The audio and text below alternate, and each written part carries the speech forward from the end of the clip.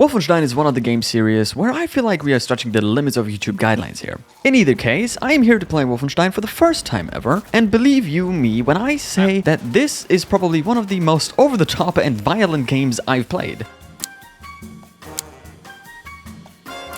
Let's not get ahead of ourselves though, as we need to select our preferred difficulty first. Already I am beginning to enjoy this game's sense of humor. Splendid. We start off living the American psych, you are in a war zone. Or about to be in one. And of course our plane's being hit. Or something. So we need to use our infinite skill to fix an electrical issue or something. Cut loose our cargo and shoot down some Jerrys like the absolute Chad we are. In the heat of battle, the Jerrys used a tactic that was sure to defeat me, flying head-on into our aircraft. After the tragedy that just occurred, we are miraculously saved by this guy. Don't know his name. Also, the fact that we are still airborne is something I just can't be bothered to question. But the fun's far from over, as another aircraft needs our help, and after an intense sequence of diving and not diving, we realized that our plane's a goner. So the natural conclusion is to jump onto another plane, hoping not to get blown away by the wind or turn to minced meat mid-air. So, ignoring reason and I guess physics to an extent, we jump. Now I don't know a lot about planes, but I feel like we are stretching some limits here. But then again, this game is the embodiment of the rule of cool, so it doesn't really matter. Great, we made it and are bound for a landing. A crash landing, that is.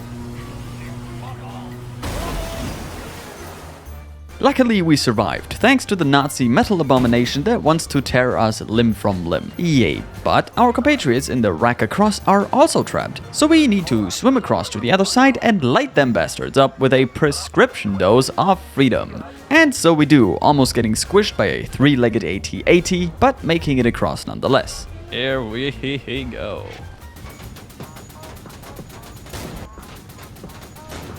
Now finally able to reunite with my squad and admiring the surprisingly aesthetically pleasing evil stronghold, it's time to forge our paths ahead. After quickly struggling to destroy a machine gun emplacement because I didn't understand that I was supposed to use explosives, we finally got to do what we came here for, killing Jerrys. And if until this point you haven't quite grasped the style of game we're dealing with here, maybe this clip of me dual-wielding assault rifles running at a Nazi can help. Also, I keep getting jump-scared by dogs. Oh my god, it's an actual dog.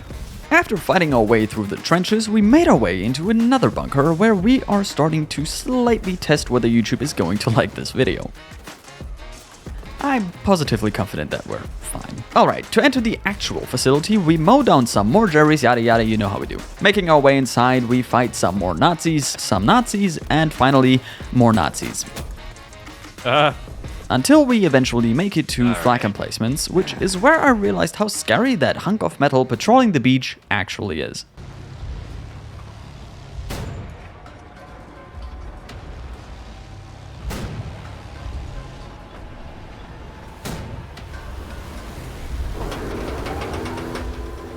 Run! Then, after playing with some levers I didn't understand, I made it to the top, getting jump scared once more, and then saved by one of our fellow soldiers. At this point we get a quick briefing on what we are to accomplish. The TLDR is that we have to kill this Nazi scientist. So, we scale the wall with literal grappling hooks and make our way inside, lifting the gate and regrouping with a squad. Easy as that. Finally, we make it inside the heart of the fortress. In this godforsaken lab, we once again tread at the edge of YouTube's tolerance. I'm sure we'll be fine. One of our fellow soldiers looks for a way to open the door by pressing random buttons on a board, which works, by which I mean that he turned on the incinerator. Just barely, we find the key and make it out, into another room we can't get out of. This one, however, just so happens to hold some less than friendly abominations.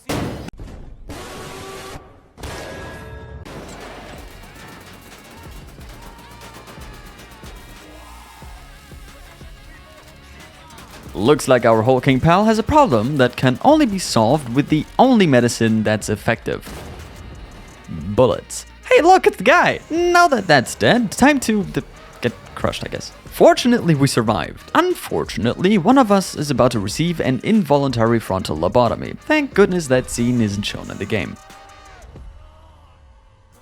With the mad German scientist gone and only one metal boy watching over us, we managed to distract it, put it to forever sleep, stop the incinerator long enough for us to pick the locked window, and jump out in the nick of time. Unfortunately, old Mr. Blazkowicz is hit with a piece of metal that knocks him out and paralyzes him. Thanks to plot armor though, he manages to survive, is sent to a mental institution in Poland, and just kinda sits there for 14 years.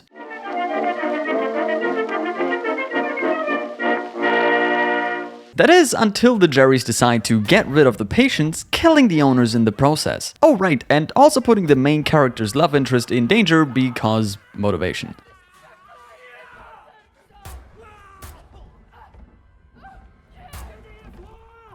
And just like that, the man is back in business, not even remotely affected by the 14 years of motionless sitting. Time to fuck shit up. We fight our way all the way to the front door where we take every last one of them out and rescue the dame.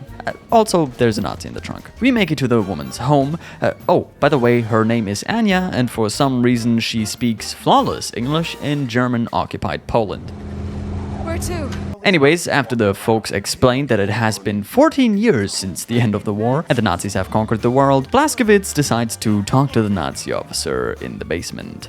The information we need from the bloke is the location of resistance fighters. Of course, there is no single better way to make a rat squeal than a chainsaw. So let's start cutting. Oh, the rat broke free. Hey, look, it's the meme. Alrighty, time to spill the beans, bucko. The fighters are held in the secret police headquarters in Berlin. Armed with information, it's time to cross the border. And for some reason, we take Anya with us. Jesus, Gramps ain't messing around. Welp, he told us to kill everyone, so, of course, I simply must oblige. And this time in stealth.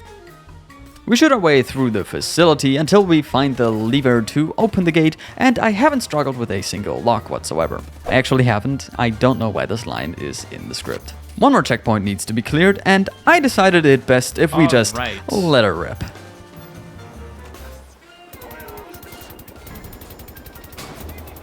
Ah! Oh! Okay, that didn't quite work. Let's try again, and this time a bit stealthier.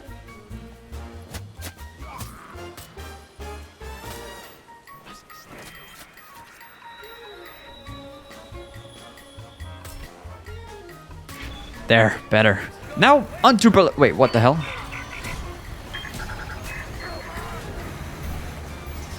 Oh, no. Of course. Couldn't make it too easy now, right? Let's destroy some clankers. Oh!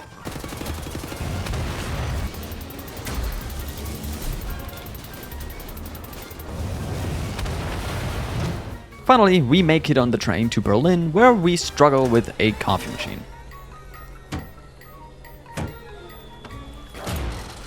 Ah, good thing the staff is here to help. They even invite us to a game of not Yahtzee, unfortunately. Now, I really did want to go for the gun, but I feel like that's what's expected of you, so I didn't. I regret it.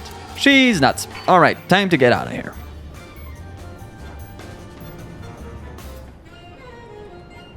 Now, coffee in hand, we arrive back in our room, I guess, where Anya wants to talk. What? William? What? William? What?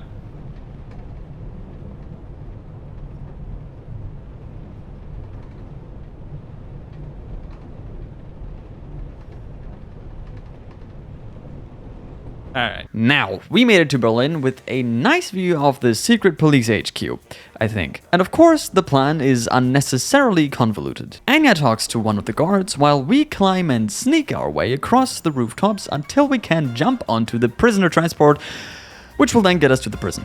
It works. I'm not certain what the intention is, but I'm quite sure that this place is supposed to be very secure. Somehow they seem to care very little about me randomly cutting through fences. I mean, just look at how casually they approach you. And despite that, I still managed to walk into a turret, get mauled by a dog, and beaten by the guards. Yeah. No, I didn't. Yeah. Finally inside, we took a little stroll, murdered some guards in an impressive fashion. Oh my.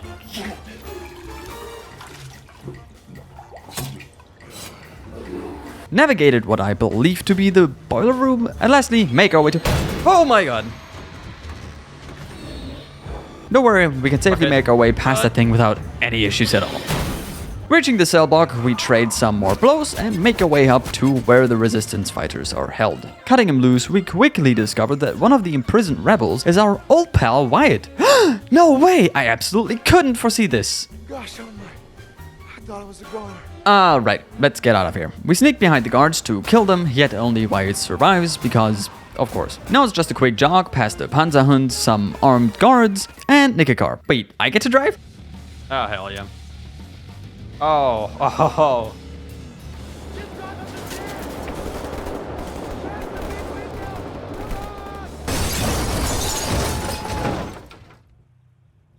That was awesome.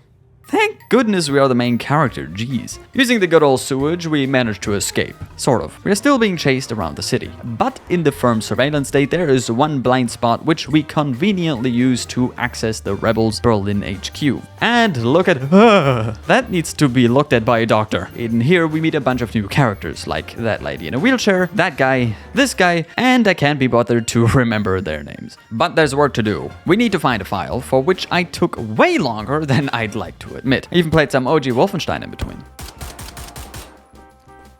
Eventually we found it though. Mr. Threehead had it. Alright, our job is to steal stealth choppers, of which there are 3 in total. One of the chaps in the crew is straight from Britain and will drive us there to get some payback. He actually seems really committed to the cause and is honestly a character I kind of like. I hope we'll see more of him. Hey, wait, what is he?